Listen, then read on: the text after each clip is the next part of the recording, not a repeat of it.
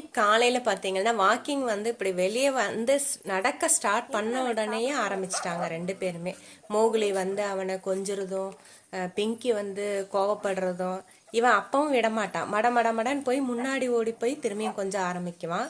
இவ உருன்னு சொன்ன உடனே அப்படியே படுத்துருவான். பிங்கி உருனது மோகுலி அப்படியே படுத்துறது. படுத்துட்டு அப்படியே கொஞ்சுறது நம்மக்கிட்ட. ஐயோ அக்கா என்னை ரொம்ப திட்டுறாளே, என்ன பண்ணுறது. நம்ம கொஞ்சம் தடவி கொடுத்த உடனே அவர் தடவி கொடுத்த உடனே மறுபடியும் அதையே தான் பண்ணுவாள்.